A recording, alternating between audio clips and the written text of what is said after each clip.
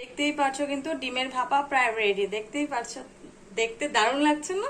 সত্যি দারুণ লাগছে কিন্তু দেখতে। আর কিন্তু এটার যে একটা গন্ধ একটা বার হচ্ছে, মানে একটা স্যান্ট একটা বার হচ্ছে ডিম ভাপার, মানে পোস্তের যে গন্ধ একটা বার হচ্ছে, সেটা কিন্তু মানে বলার মতো না। আমার মনে হচ্ছে যে আমি এখনই খেয়ে ফেলি, সত্যি কথা। দেখতে পারো এত সুন্দর লাগছে, তাই না?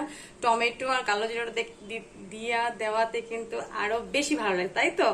তো একবার নিশ্চয়ই ট্রাই করে দেখো কিন্তু বন্ধুরা, কেমন লাগে নিশ্চয়ই কিন্তু আমার কমেন্টসে। হ্যালো বন্ধুরা, কেমন আছো? আশা করি সবাই ভালো আছো, আমি অনেক ভালো আছি, ভগবানের আশীর্বাদে তোমাদের ভালোবাসা।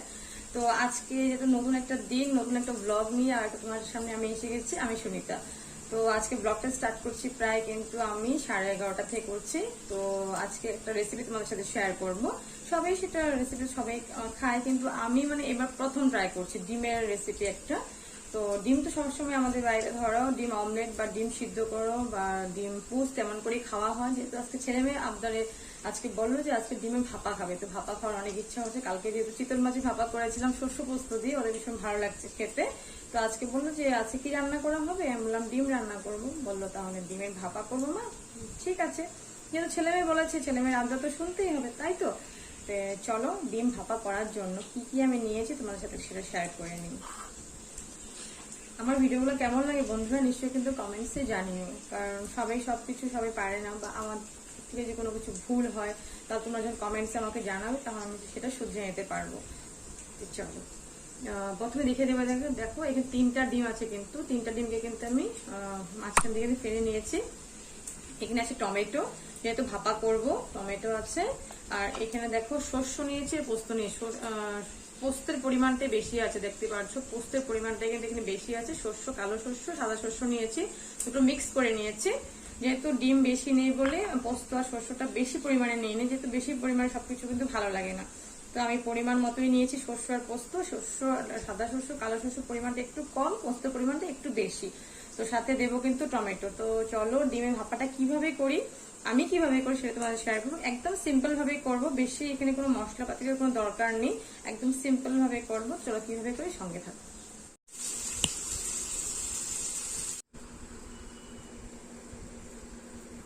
প্রথমেই বন্ধুরা দেখো আমি কিন্তু পেস্ট করে নিয়েছি শস্য আর পোস্ত। দিয়ে দিবে একে একে করে এখানে মশলা। এখানে দিয়ে দিলাম আমি জিরার গুঁড়ো, দিয়ে দিব এখানে লঙ্কার গুঁড়ো সামান্য করে দিব, বেশি বললাম বেশি তেল, বেশি মশলা বা তেল এখানে ব্যবহার হবে না বা লাগবে না। দিয়ে দিলাম এখানে লঙ্কার গুঁড়ো। উপর দিয়ে দিব কিন্তু এখানে আমি ধনিয়া গুঁড়ো। আমি সব মশলাগুলো আমি ভালো মতো মিক্স করে নেব, তারপরে বসাবো। দিয়ে দিব এখানে নুন, বেশি দেব না, সামান্য পরিমাণে দেব নুন এখানে। আর দিয়ে দিব কিন্তু এখানে আমি হলুদ। ভালো মতো এটাকে পেস্টটাকে ভালো মতো আমি মিক্স করে নেব। ভালো মতো কিন্তু আমি এটা মিলিয়ে নিয়েছি, সব মশলার সাথে কিন্তু মিক্স করে নিয়েছি। উপর দিয়ে দেবো কিন্তু এখানে আমি সামান্য পরিমাণে তেল আর একটু দিতে হবে, যেহেতু ওখানে একটু করে দিয়ে কিন্তু আমি ভালো মতো মিশিয়ে। আমি এই টিফিন গাড়িটাতে বসাবো, যেহেতু অন্য টিফিন আমার কাছে ছিল না, তো ভাবলাম এই টিফিনটাতে আমি বসিয়ে দেবো। সুন্দর করে ভালো মতো দিয়ে নিব, সব পেস্টগুলো একবারে দিয়ে নেব। পেস্টটাতে আমি একটু করে এখানে জল একটু দিয়ে নিব, যেহেতু বললাম ভাপা করবো ডিমটা, যেহেতু এখানে 6 পিস ডিম থাকবে, তাহলে একটু করে তো জল দিতে হবে। এই জন্য আমি একটু করে জল দিয়ে নিলাম সাথে। আর এখন দিয়ে দিব আমি উপর দিয়ে ডিমগুলো। আমি দিয়ে দিচ্ছি দেখো ডিমগুলো, যেহেতু 6 পিস ডিম আছে, তো একটু করে এখানে বড় টিফিন মানে নিতে হয়েছিল, কিন্তু এটা বড়ই হবে, ছোট হবে না, টিফিনটা সুন্দর হবে দেখতে। তোমাদেরকে বললাম যে ডিম ভাপা করবো, ডিম ভাপাটা তো সবসময় জানোই যে একটু করে যদি গ্রেভি না থাকে তাহলে ভালো লাগে না। তো এই যে আমি যে একটু করে এখানে উপরে জল দিয়েছি মানে কি হবে জানো, 10-15 মিনিট যেহেতু থাকতে হবে গ্যাসের উপরে, পরে যেহেতু আমার গ্রেভিটা শুকিয়ে যাবে, তো ওই জন্য আমি একটু করে জল দিয়েছি। তো শুকানোর পরে কিন্তু উপর দিয়ে দেবো কিন্তু এখানে টমেটো দিয়ে দেবো বন্ধুরা একটু করে এখানে কিন্তু কালো জিরাটা তুমি জানোই যে কোনো তরকারিতে দিলে কিন্তু খেতে কিন্তু দারুণ লাগে। তো উপর দিয়ে একটু করে দিয়ে দিব। আর তুমি ভাবতে পারো যে একটু বেশি করে আমি একটু করে জল দিয়েছি, না, জল আমি সামান্য পরিমাণে দিয়েছি, কিন্তু যেহেতু 10-15 মিনিট থাকবে এবং গ্যাসের উপরে, এই জন্য বললাম একটু করে আমি গ্রেভি চাচ্ছি। যেহেতু ডিমটা যদি গ্রেভিটা না থাকে তো খেয়ে তো ভালো লাগবে না, ডিম ভাপা কিভাবে হলো। তো এই জন্য একটু করে গ্রেভি থাকার জন্য কিন্তু আমি এখন জল বসিয়ে দিয়েছি, জলের উপরে বসিয়ে দেবো টিফিন কারিটাতে। চলো উপর দিয়ে কিন্তু দিয়ে দিব আমি আর একটু করে এখানে কাঁচা তেল, যেহেতু এখানে কোনো ধরনের ভাজার সিস্টেমটা হবে না, এই জন্য তেল একটু বেশি করে দিতে হবে। ভালো করে একটু করে লাগিয়ে দিলাম।